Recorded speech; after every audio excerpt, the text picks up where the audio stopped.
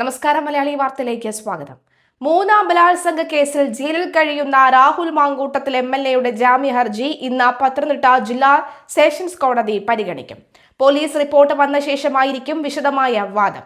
Thiruvalla magistrate കോടതി കഴിഞ്ഞ ദിവസം ജാമ്യം നിഷേധിച്ചിരുന്നു. രാഹുലിന്റെ എല്ലാ വാദങ്ങളും തള്ളിയായിരുന്നു ജാമ്യാപേക്ഷ തള്ളിയത്. അതേസമയം രാഹുലിനെതിരെ കൂടുതൽ തെളിവുകൾ ജില്ലാ കോടതിയിൽ എത്തിക്കാനുള്ള നീക്കത്തിലാണ് SIT. ബലാത്സംഗ കുറ്റം പ്രഥമദൃഷ്ട്യാ നിലനിൽക്കുമെന്ന വിലയിരുത്തിയും അറസ്റ്റ് ചട്ടവിരുദ്ധമെന്നത് അടക്കം പ്രതിഭാഗത്തിന്റെ എല്ലാ വാദങ്ങളും തള്ളിയുമാണ് കഴിഞ്ഞ ദിവസം തിരുവല്ല മജിസ്ട്രേറ്റ് കോടതി രാഹുലിന്റെ ജാമ്യം തള്ളിയിരുന്നത്. ഉഭയസമ്മത പ്രകാരമുള്ള ലൈംഗിക ബന്ധം, അറസ്റ്റ് ചട്ടവിരുദ്ധം തുടങ്ങിയ വാദങ്ങളാണ് പ്രധാനമായും രാഹുലിന്റെ അഭിഭാഷകൻ ജാമ്യ ഹർജിയിലെ വാദത്തിനിടെ ഉന്നയിച്ചത്. എന്നാൽ പരാതിക്കാരിയുടെ മൊഴി വിശദമായി പരിശോധിച്ച കോടതി ബലാത്സംഗ കുറ്റം നിലനിൽക്കുമെന്ന് വിലയിരുത്തുകയായിരുന്നു. മറ്റ് രണ്ട് കേസുകളുടെ സമാന സ്വഭാവവും രാഹുലിന് കുരുക്കായി. വിദേശത്തുള്ള പരാതിക്കാരുടെ മൊഴി ഓൺലൈൻ വഴി രേഖപ്പെടുത്തി. അതിൽ ഒപ്പുപോലുമില്ലെന്ന് രാഹുലിന്റെ അഭിഭാഷകൻ വാദിച്ചിരുന്നു. എന്നാൽ ഡിജിറ്റൽ തെളിവുകൾ അംഗീകരിക്കുന്ന കാലത്ത് SITയുടെ നടപടിക്രമങ്ങൾ കോടതി ശരിവെച്ചു. ഇതോടൊപ്പം വീഡിയോ കോൺഫറൻസ് വഴി പരാതിക്കാരി നൽകിയ മൊഴി അവർ ഡിജിറ്റൽ ഒപ്പിട്ട് തിരികെ നൽകിയതാണെന്നും എംബസി മുഖാന്തരമായിരുന്നു നടപടിക്രമങ്ങളെന്നും പ്രോസിക്യൂഷൻ കോടതിയെ അറിയിച്ചിരുന്നു. രാഹുൽ അനുകൂലികൾ ഇരകൾക്കെതിരെ നടത്തുന്ന സൈബർ ആക്രമണങ്ങളും അതിലെ കേസുകളും പ്രോസിക്യൂഷൻ കോടതിയെ ബോധ്യപ്പെടുത്തി. സൈബർ ആക്രമണങ്ങൾക്ക് ഭീഷണിയുടെ സ്വരമെന്നാണ് കോടതി വിലയിരുത്തിയത്. ജാമ്യം നൽകിയാൽ MLAയുടെ അധികാരം ഉപയോഗിച്ച പരാതിക്കാരിയെ രാഹുൽ സമ്മർദ്ദത്തിലാക്കും. പ്രതിഭാഗത്തിന്റെ വാദങ്ങളെല്ലാം അപ്പാടെ തള്ളിയ തിരുവല്ല മജിസ്ട്രേറ്റ് കോടതി വിധി പത്തനംതിട്ട ജില്ലാ സെഷൻസ് കോടതിയിൽ ഇന്ന് ജാമ്യ ഹർജി പരിഗണിക്കുമ്പോഴും രാഹുലിന് കൂടുതൽ കുരുക്കാകുമെന്നാണ് പറയുന്നത്. അതേസമയം ഈ ഡിജിറ്റൽ തെളിവുകളും ഒപ്പം അതുപോലെ തന്നെ ഈ പറയുന്ന പോലെ തന്നെ ഡിജിറ്റലായി നൽകിയിരിക്കുന്ന ഒപ്പം അതെങ്ങനെയാണ് ശരിയാവുക എന്നടക്കമുള്ള കാര്യങ്ങളുമുണ്ട്.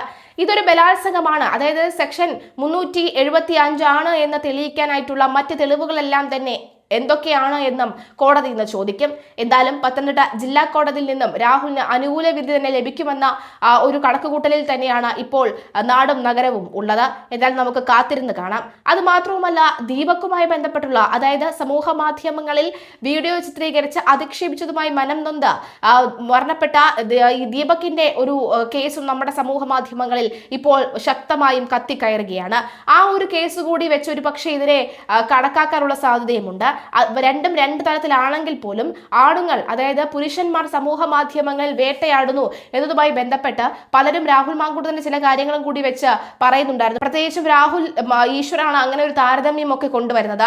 പുരുഷന്മാർക്ക് വേണ്ടി മെൻസ് അസോസിയേഷൻ വേണം, അതായത് ഇത്തരത്തിലുള്ള സമ്മതപ്രകാരം, അതായത് ഉഭയകക്ഷി സമ്മതപ്രകാരം നടന്ന ലൈംഗിക അതിക്രമമാണെങ്കിൽ പോലും പിന്നീട് ഒരു ഘട്ടത്തിൽ അവർ ഈ പുരുഷന്മാർക്കെതിരെ തിരിയാനുള്ള സാധ്യതയുണ്ട് എന്ന് പറഞ്ഞുകൊണ്ട് രാഹുൽ ഈശ്വർ പറയുകയും ഒക്കെ ചെയ്തിരുന്നു. എന്തായാലും ഈ വാദവും കോടതിയിൽ ഇന്ന് എത്തുകയാണ്. മാത്രമല്ല, ഈ പരാതിക്കാരി എന്തുകൊണ്ട് നേരിട്ട് എത്തുന്നില്ല, പരാതിക്കാർക്ക് വേണ്ടി നടത്തേണ്ട ചില മെഡിക്കൽ രേഖകളിൽ മെഡിക്കൽ ടെസ്റ്റുകളുണ്ട്, അത് എന്തുകൊണ്ട് നടത്തുന്നില്ല എന്നടക്കമുള്ള സാഹചര്യം അല്ലെങ്കിൽ ചോദ്യങ്ങളും ഉയരുന്നുണ്ട്. ഈ പരാതിക്കാരിയുടെ പരാതി എത്രത്തോളം ശക്തമാണ് എന്ന് അറിയിക്കാൻ വേണ്ടി കൂടിയാണ് ആ ടെസ്റ്റുകളൊക്കെ തന്നെ നടത്തുന്നത്.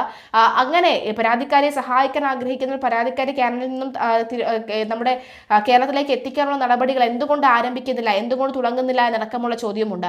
ഒപ്പം അതുപോലെ തന്നെയാണ് ഫെനി നയനാനുമായുള്ള പരാതിക്കാരിയുടെ ചാറ്റും അത് കോടതിയിൽ സമർപ്പിച്ചിട്ടുണ്ടെന്നാണ് ഇപ്പോൾ നിലനിൽക്കുന്നത്. എന്തായാലും പരാതിക്കാരിയുമായി ബന്ധപ്പെട്ടുള്ള ഈ ചാറ്റും വാലും തുമ്പും ഇല്ലാത്തത് എന്ന് പരാതിക്കാരി പറഞ്ഞപ്പോഴും അതിന് കൃത്യമായി വാലും കൃത്യമായി തുമ്പും ഒക്കെ ഉണ്ട് എന്ന് പറഞ്ഞുകൊണ്ട് സകല ചാറ്റുകളും ഫെനി കോടതിയിൽ സമർപ്പിച്ചിരിക്കുകയും ചെയ്തിട്ടുണ്ട്.